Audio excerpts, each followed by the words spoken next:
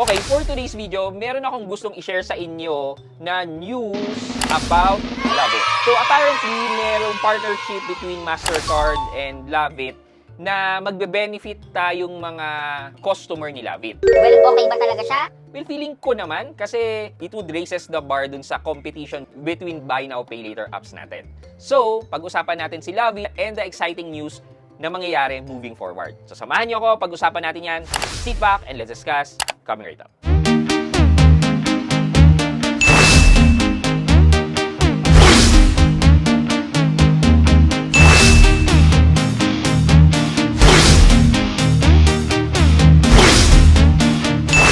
Hi guys, this is Pat and you're in Pat Quintos Review TV.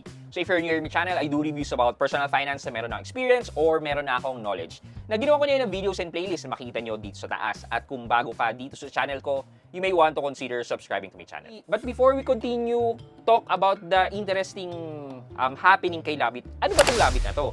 Well, si Lovit ay isang buy now, pay later.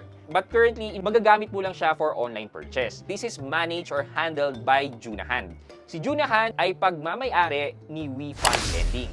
Kung hindi kayo aware, si OneHand ay under din kay WeFund Lending. So parang sister product sila, parang sister line of business silang dalawa na ang nagmamay-ari sa kanila ay si WeFund Lending. So ito lang masasabi ko, kung meron kayong hindi magandang record kay OneHand, medyo sablay din po ang magiging application nyo dito kay Lovit Card. But I think this Lovit Card is the take of WeFund Lending para makipag-compete sa buy now, pay later with the likes of Atome and Salmon. And kasi si Salmon din po ay nag-offer na po siya ng debit card or ng physical card. Kaya talagang may competition na dito sa mga buy now, pay later cards natin. And kung sisilipin din po natin sila sa SEC website, sa Check with SEC, well, registered naman po sila. In addition po dito sa information about Lovit, nag-offer din po si Lovit ng 0% interest ng up to 40 days, which is katulad din po siya ng Atome buy now, pay later na 0% up to 40 days. And again, katulad din ni Atome, kapag hindi nyo kayang bayaran in full yung nagamit nyo, may option din kayo na maging installment din yung total na bill amount nyo. So, yeah, talagang competition to between buy now, pay later cards na. I'm happy to share this sa inyo and medyo nalungkot nga lang ako kasi for me, hindi pa to na-offer sa akin. But eventually naman, gradual ang rollout nila neto. Well, ano ba to? Pinapasuspense mo naman. So, like Atome, mag-offer na rin po si Lovit ng physical card. So, hindi na po siya limited sa mga online payments natin kasi for now, yun lang yung purpose ng ating Lovit card yung credit natin with Lovit, pang online payments natin. Kasi virtual card lang ang ginagamit natin. And at the same time, wala pa kasi siyang QR. So, hindi siya magagamit sa offline stores na katulad naman ni Salmon na kahit virtual card lang ang meron ka at wala ka pang physical card, pwede mo siyang gamitin offline by using QR. Thus, yung current standing ni Lovit is, yun nga, medyo hindi pa na-appreciate ng karamihan tao kasi nga, pang online lang siya. And most of the people na gumagamit ng buy now later is a combination between offline and online purchase So, yeah, si Lovit medyo na-left out siya. Pero ito na nga ngayon yung news, basahin natin. Okay, coming from Manila Times. Mastercard Finvolution launched Lovit Card to expand digital credit access in PH. Mastercard and Finvolution Group have launched the Lovit Card, making the latest expansion into card-based lending and bringing flexible installment-based credit to more Filipinos through the widely accepted payment solution. Available as virtual and physical card, the Lovit Card allows users to make purchases across the Mastercard's global network of merchants and repay in installment. The Philippines has one of the most dynamic digital economies in Southeast Asia. Yet, millions of Filipinos still lack access to formal credit. Mastercard Philippines Country Manager Jason Castro. Yeah, so yan, kakaroon na ng physical card. And yun din naman yung nasabi ko last year nung last na napag-usapan natin tong Lovit. Wherein dun sa infographics kasi talaga nila, pinapakita na merong physical card. So, medyo in-expect ko na yon na later on magkakaroon din ng physical card. So, ngayon, available na siya to some customers ng Lovit Card. Sabi dito sa FAQ nila na kapag bagong user ka, pwede ka mag-apply for both physical card and virtual card. So, ang ginawa ko is pinag-apply ko yung asawa ko ng Lovit Card. Pero apparently, hindi naman siya applicable. Walang option sa kanya to apply for a physical card.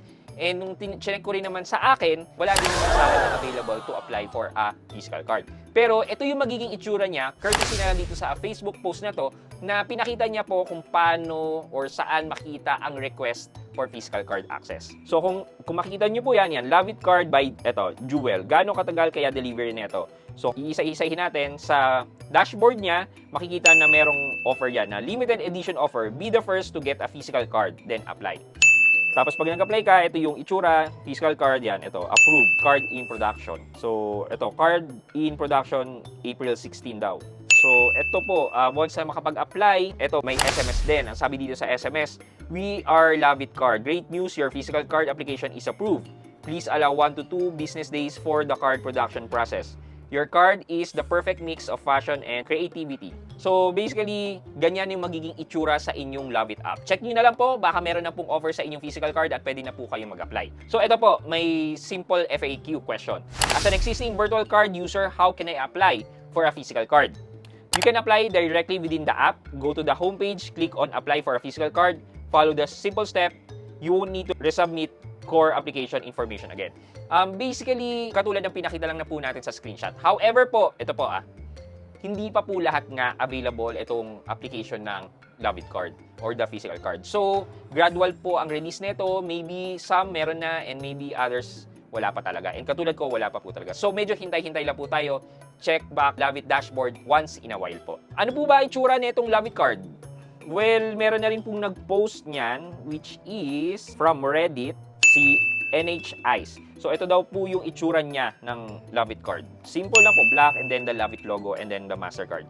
Sa likod naman daw po, ito po, no banknet logo and no signature strip. So, hindi po kailangan ng signature. And again, it is also powered by AUB na katulad ni Atome. Ang galing naman ni AUB, nakuha niya yung dalawang lending company na to.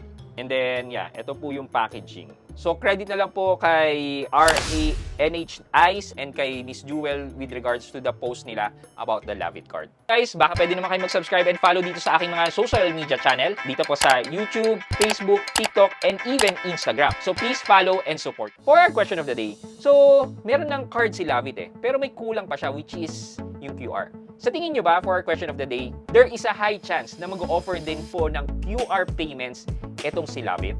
Ano sa tingin nyo? Well, ako, oo. Pero kayo, let me know sa comment section sa baba for our weekly giveaway.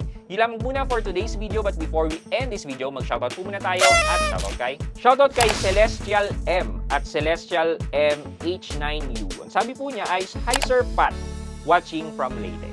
Kay Celestial M, shoutout po sa inyo at sa mga kababayan po natin dyan na nanonood sa akin sa Leyte.